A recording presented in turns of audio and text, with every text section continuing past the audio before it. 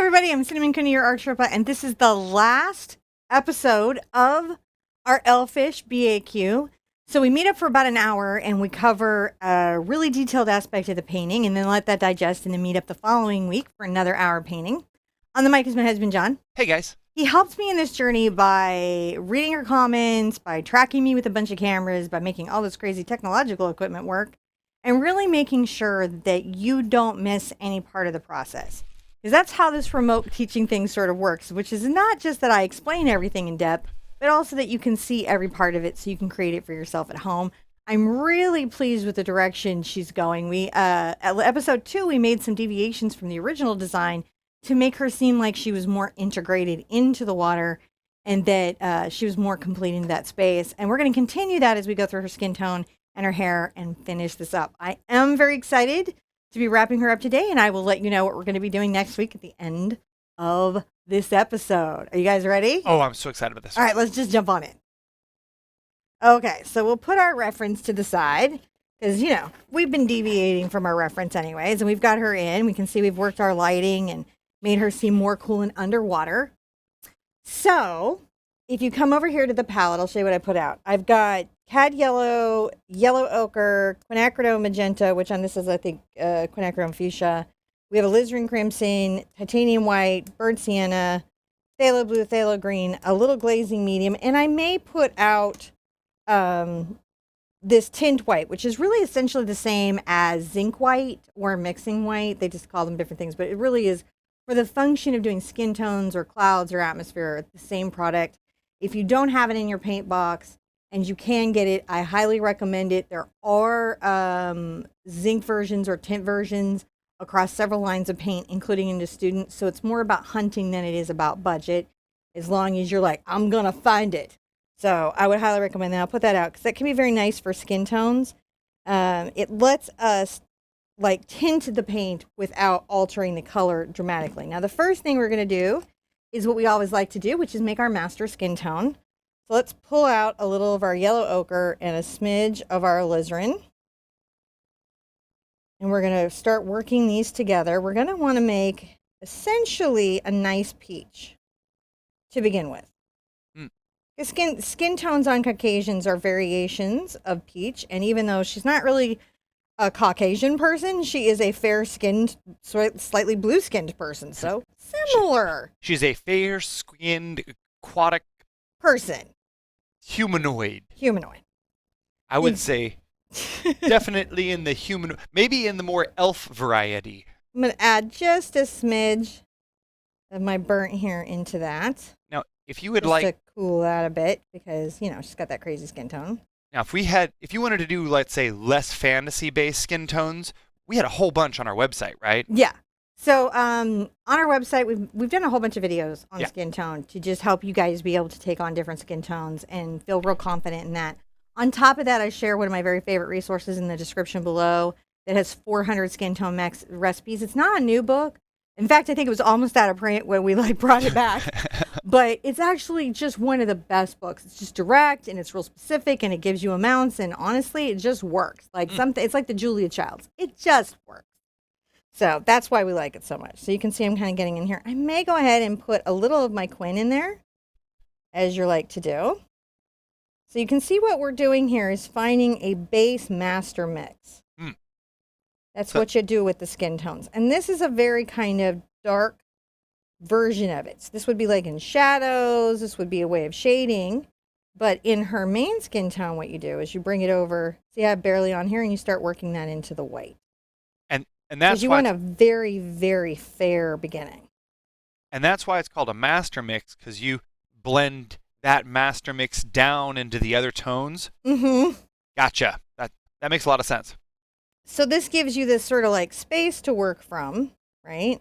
And you can even then come in and say, all right, I want to warm it up that much with my yellow ochre. It lets you find a large amount. You're not trying to remix constantly.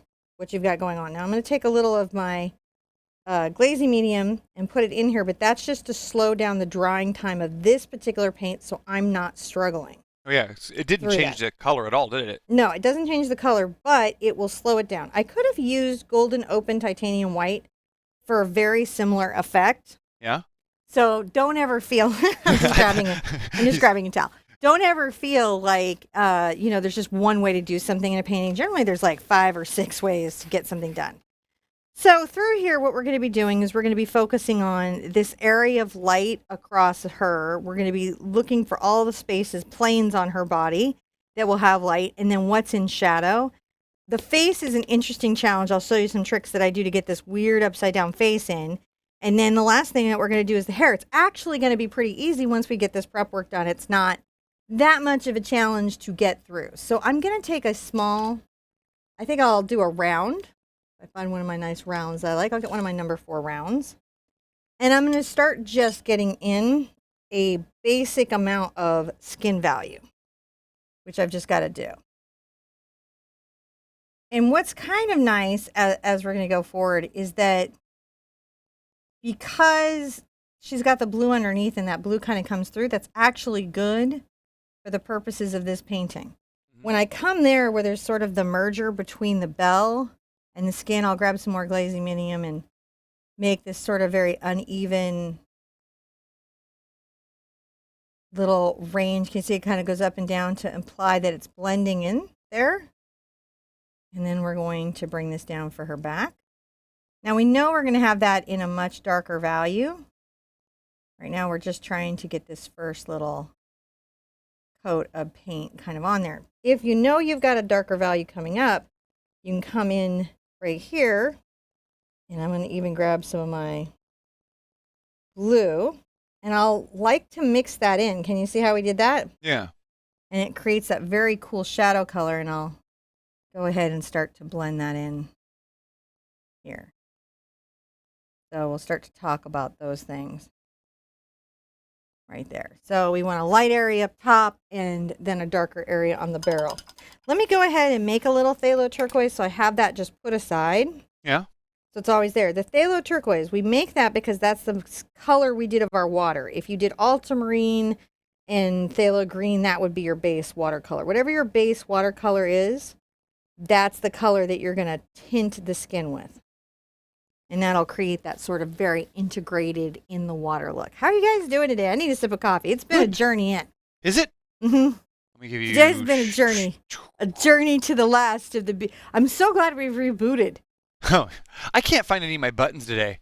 Yeah, we've done some moving of cameras and some different things, and so the buttons are a little bit harder to find than usual. Well, they're not labeled to begin with, so because I keep changing them. I'm going to add a little yellow to this mix over here and kind of orange that up. Can you see that? Yep. And I will even get my tint white into it.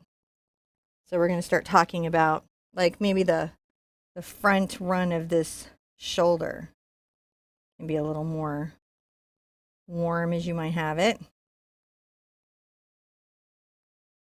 going to bring some of that maybe along the water. I'm going to enjoy that process of painting my skin tone. I actually like painting skin tones. Sometimes people don't enjoy it so much. Well, I think it's one of those things where once you've unlocked it, then it's a lot of fun. Then it's just so much fun, but it's getting it unlocked. I think the thing to know is don't get into a process of feeling like I'm adding some of my base mix here into the cooled mix. Don't get in the process of feeling like you're never going to get there. Other people have done it, but you won't. I think that's a thing that we can feel as artists, that we get that sense of like, well, other people did it, but I'll never do it. They had some magical secret sauce that I lack. And so therefore they succeeded. And then you start to undermine yourself before you even begin. Because I promise you, like riding a bike, it's a skill. I mean, sure, there are some people that are going to be doing crazy tricks on America's Got Talent, and that may not be you. But we can all get on there and have a little pedal, right? And that's what I mean when like everyone can do art. We can all ride a bike. Yeah. Some of us might be like doing crazy jumps. I'm not going to do any X Games. That's never happening. It wasn't even happening when I was 20 because I'm afraid of heights. But I can still pedal all around and mountain bike and enjoy a view. I can go over a rock or two. Probably not now, but in the day. In the day I could. I was just for a moment being a passenger, just sort of watching as a viewer going, and then you're having the realization, oh yeah, I remember all this. All right, I'll take some of my blue into my brown here and bring it over again into my skin, creating that shadow value that we're going to be using. They would like me to pass along a happy birthday. Oh, thank you so much. I had a really nice time. It's always so nice to have a birthday. Good to keep having them. Yep. I'm adding a little more of that shadow along here. Now, another little thing you'll want to pay attention is there's a very important shadow above the elbow. So we're going to be playing shadows and a highlight. We'll have a highlight here and a nice, interesting little shadow here and another highlight there to kind of create that. No, wrong button. Just feel like you can come along and paint this. This is that first coat.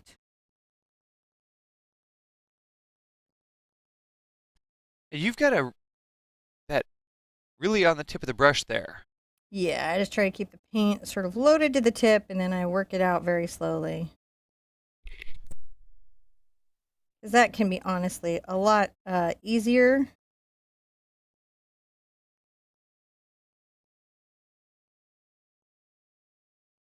And just try to get those little hand features going. Put it on the top here, as you do. Just pulling that in. Rinse out. And again, it's just going to be about getting that sense of light hitting her. So online, John, there was an interesting bunch of people that speculated. They speculated that I had painted somebody that was not alive, was the feeling.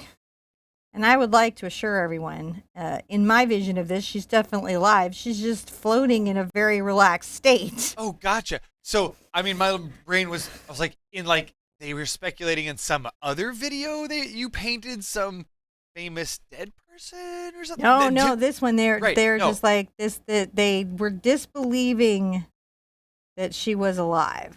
No, she's floating up to the top. Yeah, and there was some strong commentary. I let as per the usual, I'll let dissenting comments through if they're respectful. I like dissension. Yeah, like if somebody's like, oh, I think you did that wrong or whatever, but they say it in a respectful, reasonable manner and it's just feedback, I'll let it through.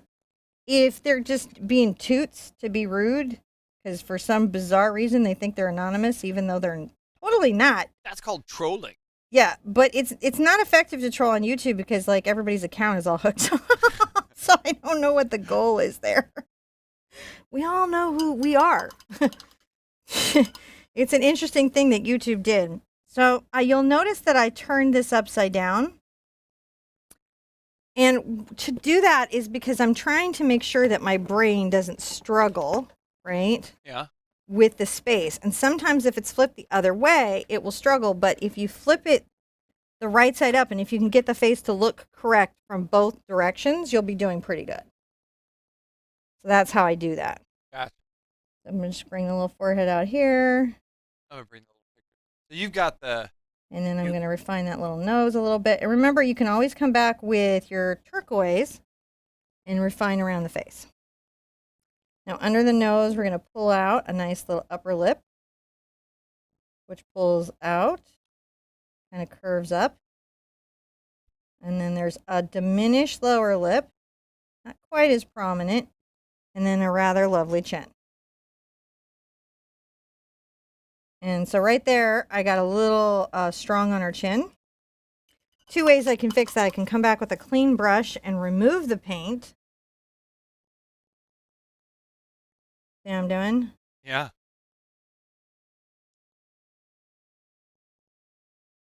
You can just make these micro adjustments as you need. Now on her face, definitely get my brown and blue mix in. A lot of shadow going on and then a lot of highlight. Let's come here. The forehead, it's furthest away from the sun. And I'm going to come along what would be her brow line. I'm going to put that in some shadow. Interesting things of being live. Mm-hmm. They just had an earthquake over in California. Woo! Is everybody okay? We're just getting roll call. Yeah, everyone's just checking on everybody right now. Check that paint water. Actually, you know, that's some serious stuff, that San Andreas fault. Yeah. big heart hugs. Hope everybody's safe out there. Those things are never great. So. All right. So everywhere that the light would be blocked from the surface, that's where you're going to cast a shadow. So if the light's coming down and the forward lip would break that light, then there's a little shadow behind the forward lip. If the front of the nose would break the shadow, then there's a little shadow behind the nose. Right. And we have to remember that this is upside down. And we're doing this upside down so that we have an easier time. Let's do a similar thing. Our chin here might have a little bit of a cast shadow like as it's coming forward. And all along our chin, that's going to catch some light, isn't it? And I'm going to get some of my glazing medium, my zinc if necessary, just making this nice little shadow skin tone. And we're going to start to blend what's happening on our face. Now on the cheek, coming forward, again, that's going to get some light going. So we're going to have to make sure that we capture that as well. You'll see that I'm trying to work really mellow transitions here so that I can catch everything as necessary and then come back in with pops of highlights and lowlights to pull shapes and events together. Here we go, pulling that in. Now the lip would definitely, right there, this part of the lip would be in shadow. Well, here we go. So we've got the beginning of that. Now, here's our skin tone. A little bit of the shadow into it, because, you know. Let's get a little of our yellow. This is if the sunlight were coming through and reflecting, and I'm going to lighten it with my zinc because that's very transparent. Too much loaded on my brush. And I'm going to come here and right at the cheek, I'm going to begin the process of creating a little highlight.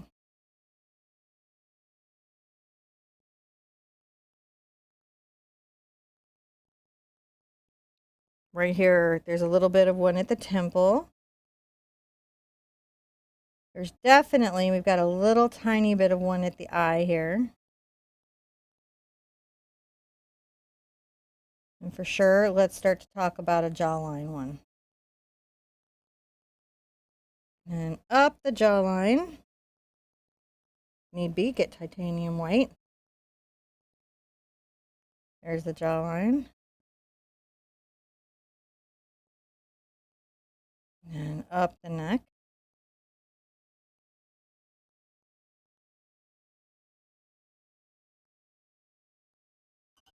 And things will appear weirdly stretched. There's a whole weird thing that you're going to be seeing. Don't panic about it. Definitely don't panic. So we're going to put a little shadow in here. You need to get your glazing medium because, again, these are subtle little moments. And when we're doing skin tones, let's come to the back of the shoulder. We definitely want a nice little shadow at the back of the shoulder.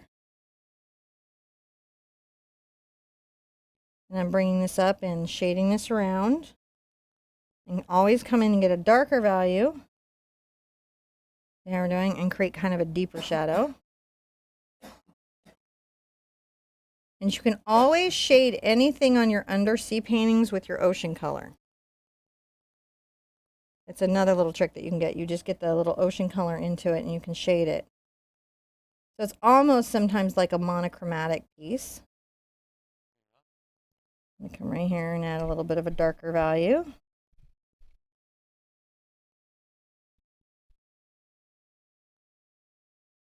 Everywhere I might have a bit of a shadow. Now, which brush are you using there? I'm still just using my number 4. I haven't even gotten anything smaller going.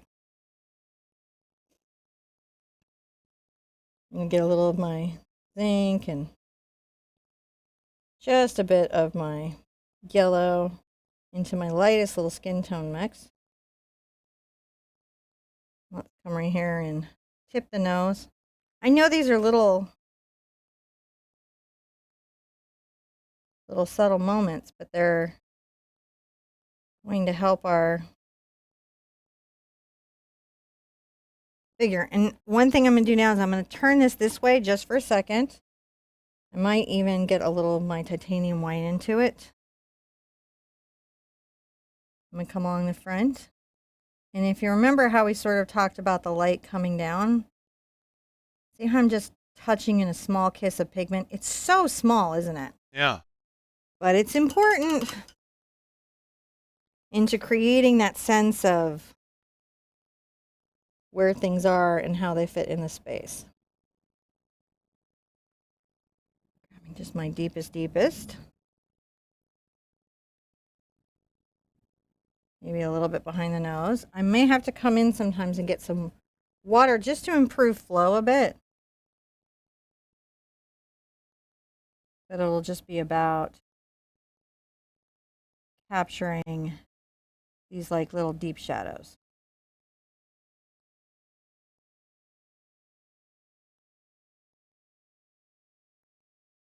Elements that might be showing in that way. A little more shadow right here. Just along the hairline.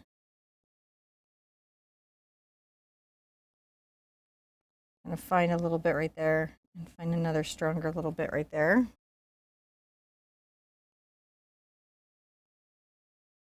Work this chin a bit. So that's very dark. It's almost like she's got a goatee. So what I do is I wipe out my brush and then come back in with some glazing medium and I just soften it.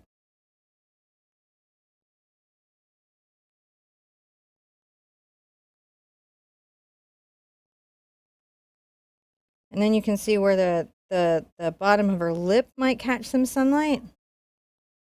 So be sure and hit that with a little bit of a light, and then hit that chin with a little bit of light, right? That's what we're doing, is trying to imply that little bits of sunlight, and then we can turn it here and go, how are we doing? We're doing pretty darn good, aren't we? Oh, yeah. And so that's how we get there. It is very counterintuitive to what we might naturally want to do. And you're just erasing that with some water? Yep. Anywhere I need to erase, I just come in, like here's my phthalo turquoise, right? I just get that mixed up, and I can even get some zinc into it to get it where I need it to be. And then you can come here.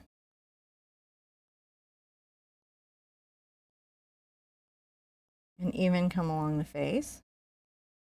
And refine those features a bit. I move slowly.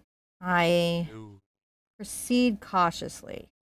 It's a good thing to do. Small little changes so that I don't have to come back and paint big areas. One of the things that I see beginners do that sort of kind of undermines their success is they'll be trying to make an adjustment, but they want to make a big adjustment instead of making teeny tiny little sneaky adjustments.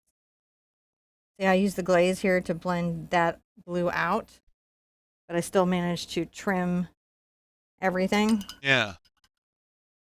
Right, I'm going to get back into my little shadow color and get some more glaze in there because I want to make sure I've got a nice blend on that. Important to make sure we have a nice blend on these little elements. Now, I can take my Alizarin and my Quin. I'm going to get into my glaze, and I can glaze this bottom lip with this darker color. If you're going to do the upper lip, it has to be a much lighter color. May even have some yellow in it, if you know what I mean. So that it shows. See that? As being in highlight. Shadow on that part of the lip, highlight on the other part of the lip. Gotcha. Come back and start putting our light and shadow all over our figure. I'm going to get right into this. This is my brown and my ocean color, and loading that nicely up. Get some of our skin tone into it, as you do. All right. A little more brown. It's fun finding it to me. I like to work it through the brush. You can always get some glazing medium in there to improve the flow.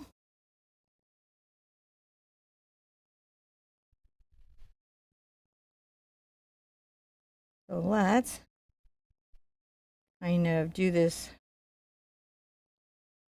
dappled, you know how the light likes to bend around an object in the water. Yeah. We're going to make those edges very uneven, aren't we? We're going to even exaggerate what we did before, much like we did on the bell. Let's make this feel even more like it's in water. And if you need to get a darker value, come right there.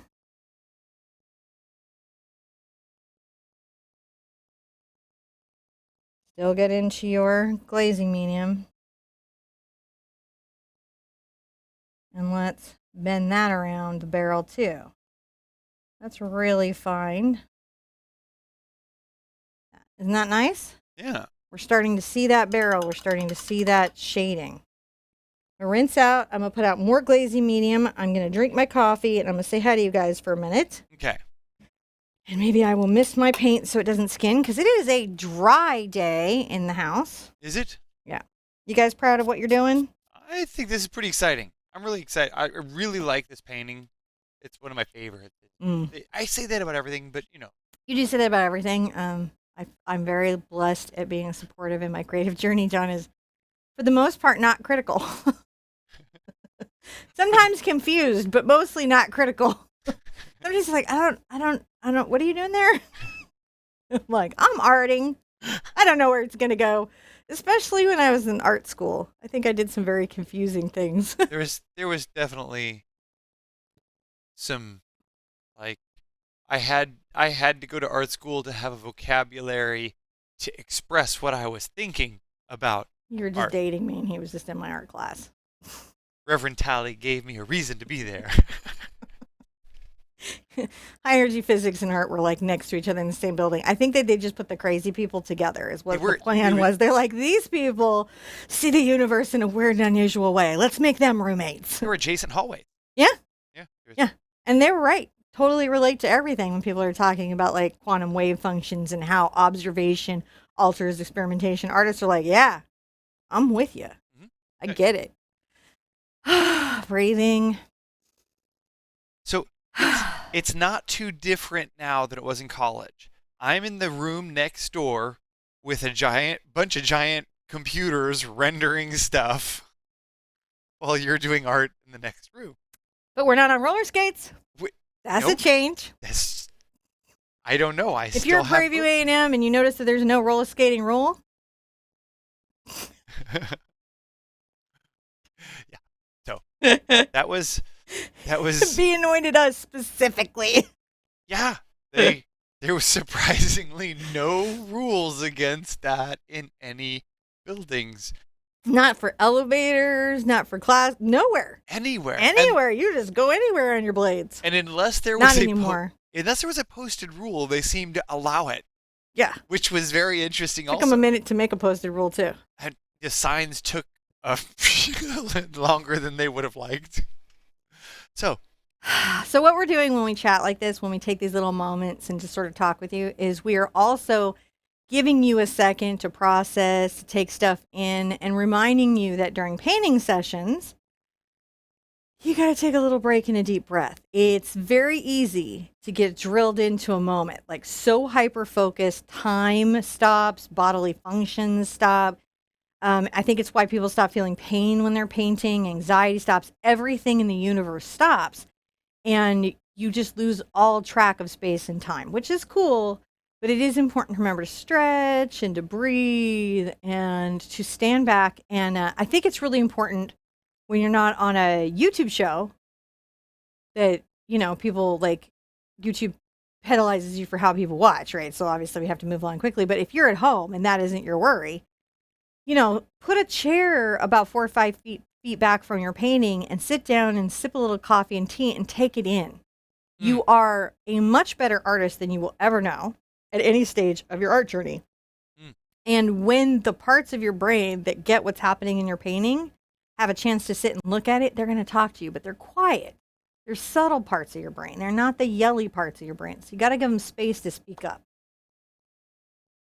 I know and that makes it seem like we're all like faces of Eve up in here. It's a little bit. I have no idea what you're talking about. You know I can chase you with the cameras now. I know, that's why I don't, and I'm not wearing my good pants that bottom.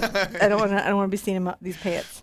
I'm in my comfy pants. You're not in the chasey pants. I'm not in the pants in my nice knee-high boots where I don't mind a full body shot. I'm in the pants where I'd rather not ever have a photograph. So I'm you in know the pants. I'm in my pajamas. I can't complain. John is in his pajamas. It's very hard to get John out of his pajamas on days we don't have to do anything. Yes. Outside of the house. This is painting day. I don't know what we're doing here. We're being couples. Well, what we're doing is, again, we're taking that mental break. Because that's what the quest is about, is like these little subtleties about tuning yourself in. So at this point, I've been staring. What you don't realize I've been doing as I've been chatting is I've been staring at my painting, sort of taking it in and figuring out where I want to go next and the things I want to do. And hopefully you're taking that time to evaluate and relax and remember to breathe deep and know that you can do this. Don't let any part of the painting panic you too much. Right? It's just acrylic paint. It's going to dry. You can paint over it.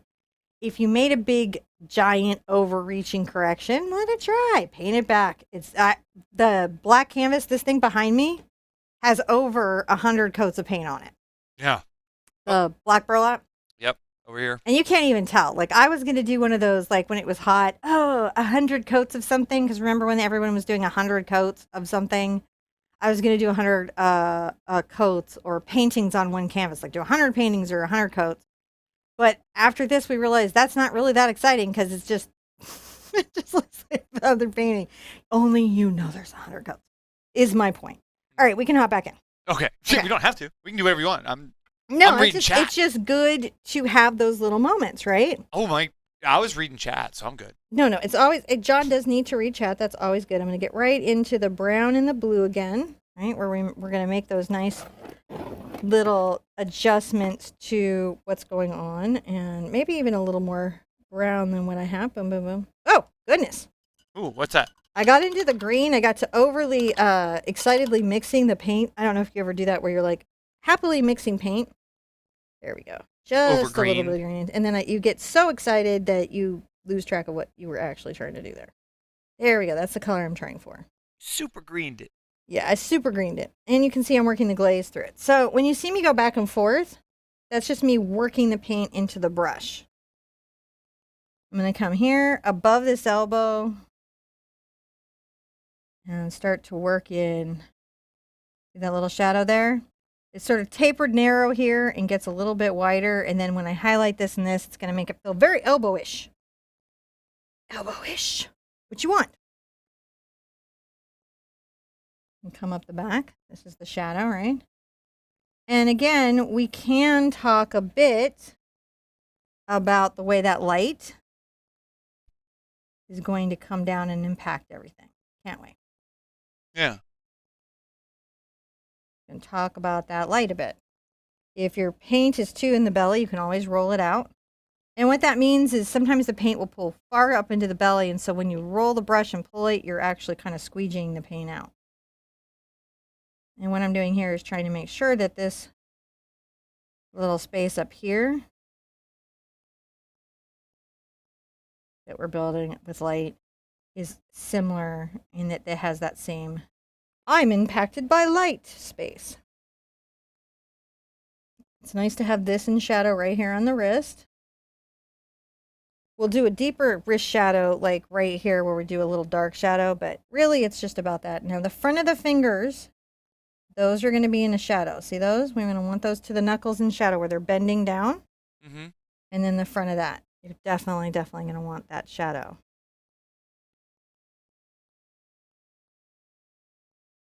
Rinse out. I can always come and get some of this. Then mix it in. Get my glazing medium into it. Fun stuff. Working it in. Maybe a little bit in the center there.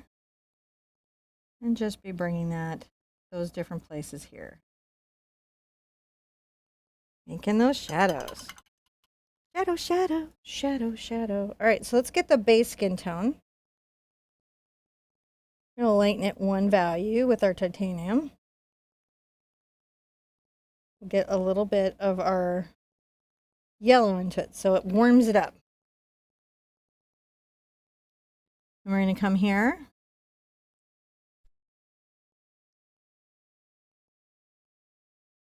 And start to, all along here,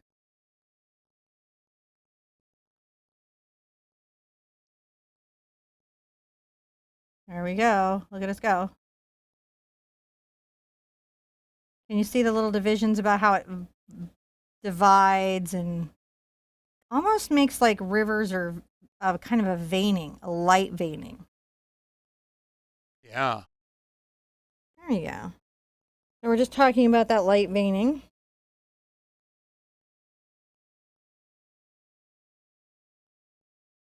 And again,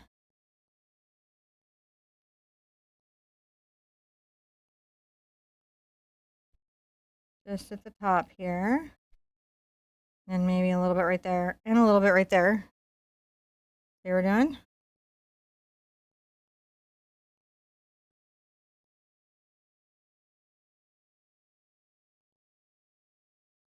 And then let's make sure we're highlighting that down. So again, it has that look of light being broken across the skin.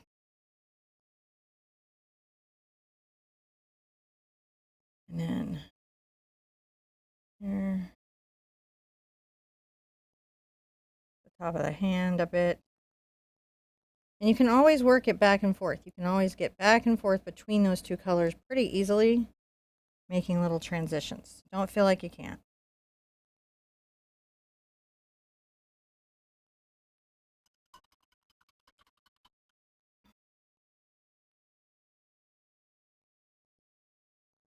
And get a little bit of my brown and some of my phthalo green together. We're kind of using that as our chromatic black.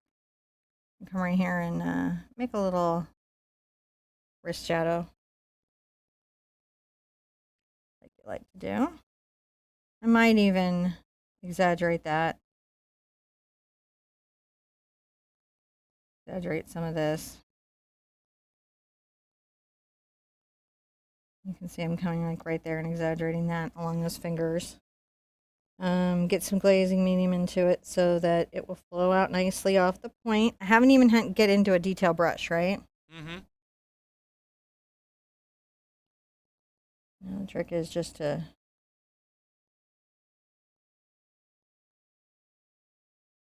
very gently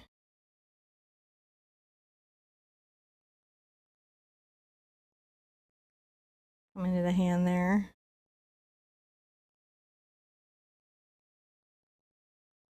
Really, really just get down to the thinnest possible glaze. See, it's just barely, barely blue. I think the hand really is amazing. And then I'm going to catch the tips of these fingers so they're just a little bit even more in shadow. And that's just kind of adding some color glaze to the... Yeah. We're just really paying more attention to what we know about how light and water interact and making sure that the stuff that we're doing kind of shows that reflection of the water. I know, it can feel like a lot. It can, I understand, feel like a ton, but when you take that all in, right? Look at her. Now we've got her all in. Is that not crazy? And it looks just really wonderful. I even like it better than what we had before. Yeah, I like it too. And now I can do a very cool thing. What can you do? Well, I can take a little of my cad yellow and my quin, and you can see I make that bright kind of orange color. I'm going to really get it into the glaze, right? All right. And then you can sort of... glazy blend. Right, because her body, she's not a human. She's an elfish. She has some blendingness between her colors. The chroma that comes in to the jelly bell needs to blend out. And I did like that from before. I think that's a smart thing to do. So definitely be sure that you're, blending the jelly bell. Jelly belly. I like these little pieces where we're And you can see how that kind of creates an integration from her jelly into her body. Now we've got hair. Yes. Hair, beautiful hair. Which we're going to do with the dioxazine as soon as I find it. A dioxazine? Mm-hmm. There it is. Dioxazine Purple. Oh, We're going to have a blast doing some hair. I may this time actually get some of my Cad Red even into the mix. yeah. We're going to have some fun. And we're going to make some of our little tiny jellyfish motions through the hair and then add some tendrils and kind of have her hair be a similar structure to, oh my gosh, you know what, guys? No. What? What did you do? What did I do? It's more like, what did I not do? What did you not do? The back arm. Oh. She needs another arm. Oh. She needs another arm and I almost forgot it. I wouldn't have known. I would have thought that her other arm was right, like paralleled to that arm you know what I mean? Yeah. Which I guess you could have happened. You could get away with that, like if you were nervous about doing that. That other second arm? Yeah. Yeah. You could. You absolutely could. And then you could just say, well, you can't see it because it's hidden behind her other arm. Now, it's further away, so we can definitely tone this more in our watercolor. And that toning will give it that atmospheric perspective of depth amongst water. And then all we've got to do is get into our highlight color.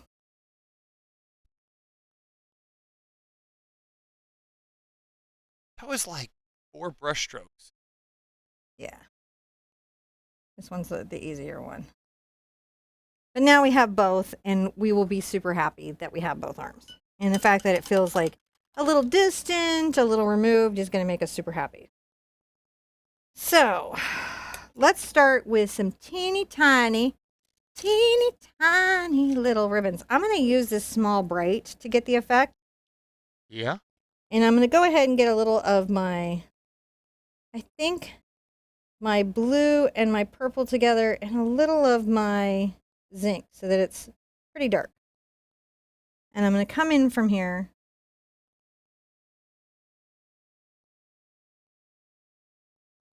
I'm going to make sure that I'm making those little... Those are tendrily hairs. Tendrily hairs. I'm going to get more into my pink, I think. More pink.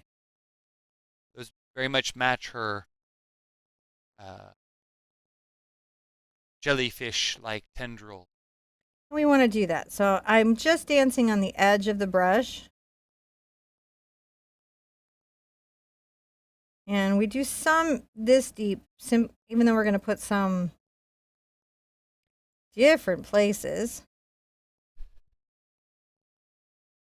Right? Even though we're going to do that, because that way when we are layering the hair, it feels like these are integrated into her hair.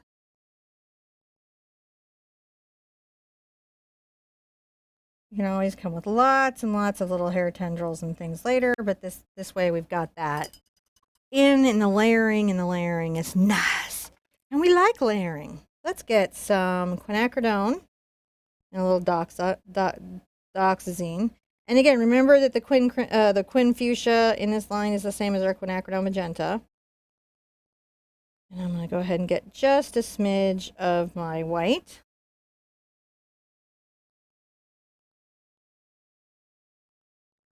There's not enough water on my brush for flow, so that's why I had to go back.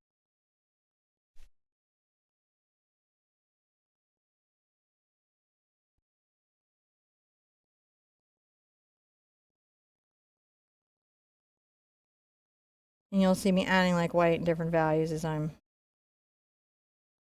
trying to capture underwater hair.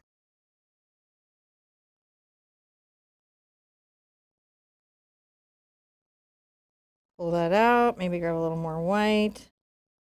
This one a little more purple is okay. Let's bring the hair up again.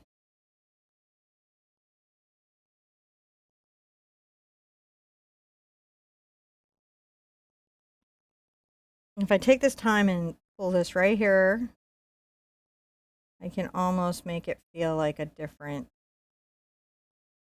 track of hair is coming around. You guys can see what I'm doing. Yeah.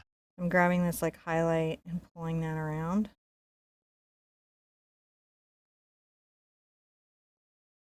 And it sort of bends that hair as you might see it bent underwater. And that's what you're trying to do.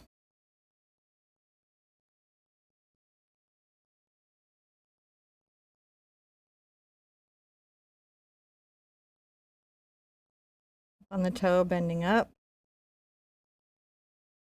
Press in.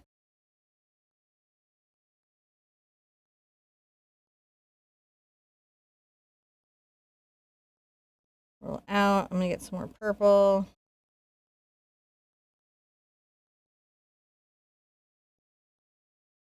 And coming in from her hairline. Just on the toe. Can you see I'm just working the toe? Yeah. And this is a darker purple.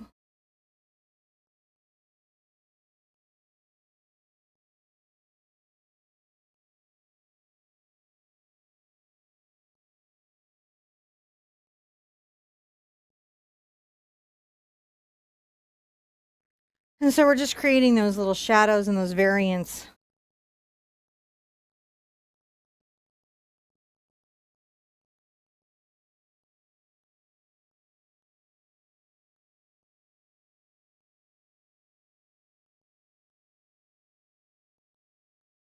And what it takes to pull those hairs down.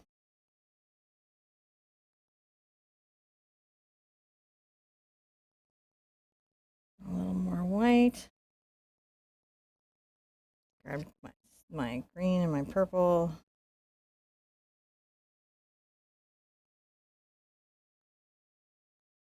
I'm going to get a little water on my brush so that I can... This elfish has made me want to paint more than any other painting. Really? Yeah. Nice. That's so sweet, babe.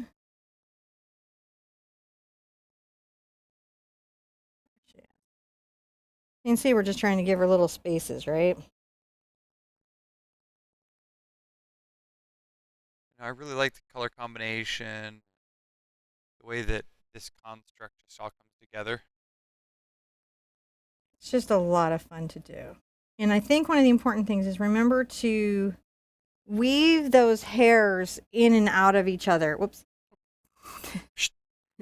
Weave the hair in and out of each other to create those sets of values. So you're wanting to make it appear that the hair is folding in and out. Like, I think I'm even nailing it a little better the second time, where you're folding the hair in and out. Yeah. And we'll come back and we'll hit with some, highlights, and then we'll get some more of the little seafoam tendrils in there. But it's really important to get like a dark value, and then it's a light value, and then dark. And you can see that these tendrils then sort of way over each other. Yeah. I don't know what I was doing there, but that was kind of cool. I'm going to go back and do that on purpose. Oh. It was like a little accidental thing that happened, but I'm going to lean into it because I was like, that's cool. So then I can come in with the dark purple and then pull it in pretty easily to what's already here. Just pay attention to the flow of the direction of the brush.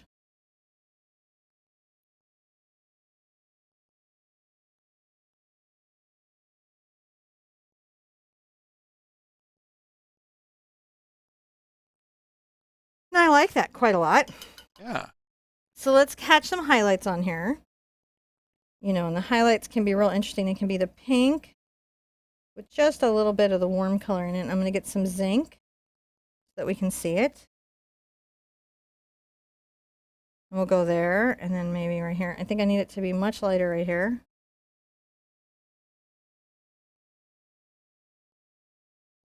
And then along that little edge. So we're exaggerating that.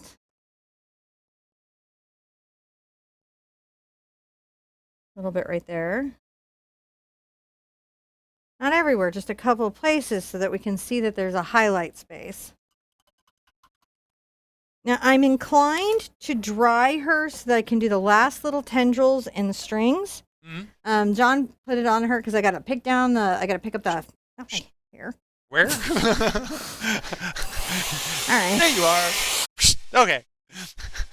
So, there we go. I think don't use heat when you're doing your hair dryer because it will cause color shift, and that's when like heat will cause dark colors to lighten more, and you really don't want that. And it doesn't do it as much on pro paint, which is why you don't see it on the show as much, but it will do it on student paint. So be really careful about that. What are we being careful about?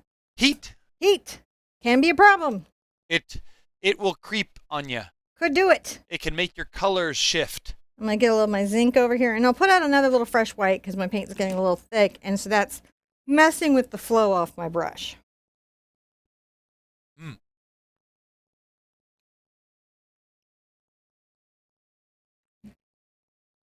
So I'm going to want some of these little pink tendrils that we've got going. Pink.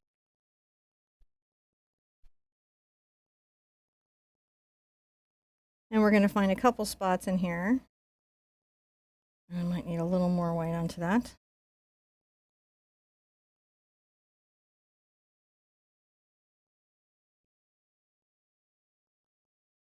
Doesn't need to be like so much.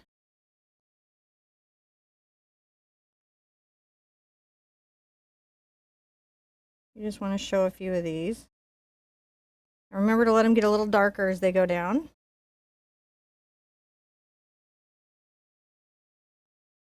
So I think this time is nice because I'm doing like just a few less. I think they got a little out of my hand. Ooh, I like that with just the really hot pink right there. That came out really well. Oh, yeah.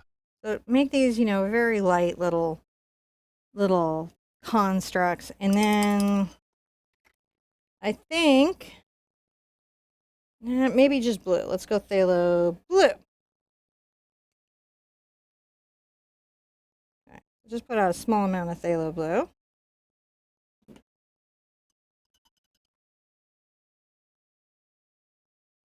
Do a little white, little phthalo. And let's also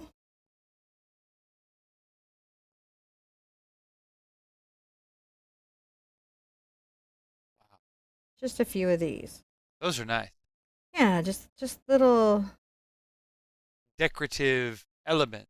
Well, probably for her hunting tools, but I haven't thought about this at all. In any way. As to what those could be. Can you tell? Mm. And then I'm going to take her a little bit to the side. And I'm going to come just right here. Yep.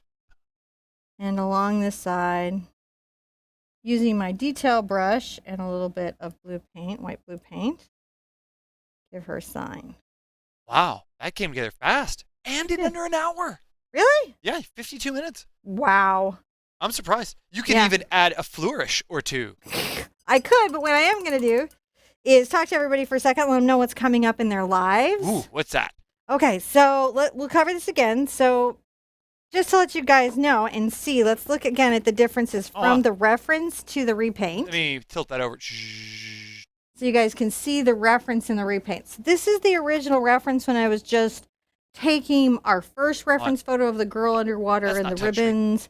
Trying to turn her into sort of a mermaid jellyfish. You would turn around like if I show you the first one. Huh?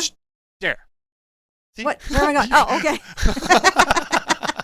All right. So we've rehearsed this a lot, haven't we? So you can see in the first one, I did some great design work and some construction. I worked a little bit of the water. You know, I worked out some of the ideas, but there were elements with the shading where she would be deeper in the water, where she'd be more in shadow, that I felt like I needed to adjust. So she felt more integrated into water, which I feel like we really nailed over here. Also, I think I refined and made her face a little more subtle. You know, kind of, I actually see something I need to do here. What's that? I see something I need to do that I didn't do. Oftentimes I'll sign and then forget an important touch. What's that? I'm going to take this little white and we're going to add some very hot little reflections a couple places. And the reason being is that there would be some of these more like reflective reflections. And I see that I got that a little bit on the other, but didn't quite capture that on her. And that was smart, and I don't want to not get it. Right.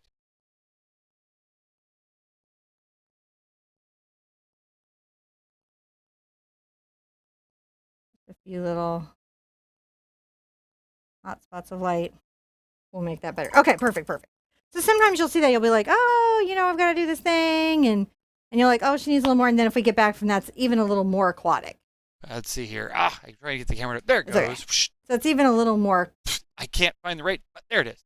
It's even a little more aquatic, and that's what we want to do.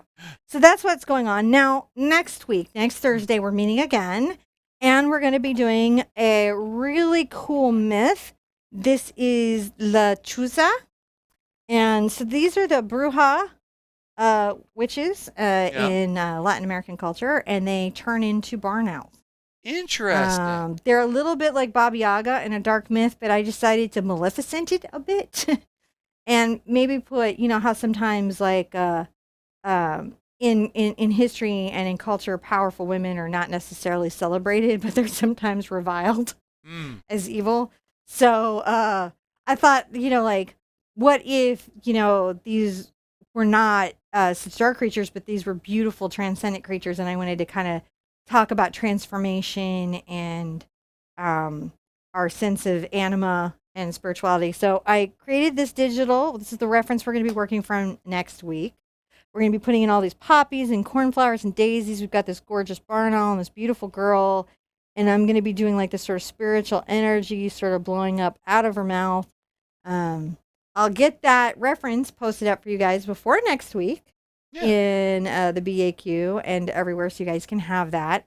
And we'll be doing much the same thing. We'll meet up next Thursday. We will get the background in and grid her in and do any blocking we have time to do for an hour. And we'll just meet up each week for an hour until she's done. Cool. So that's awesome. You guys excited to do her? Yeah. All right. Be good to yourselves. Be good to each other. For those of you that are going to be in the Art Sherpa official group tonight, I'll let you guys know what's coming up on the calendar in the weekend, and we can do book club, which is all going to be inside the Facebook group. I really appreciate your time, and I want to see you at an easel really soon.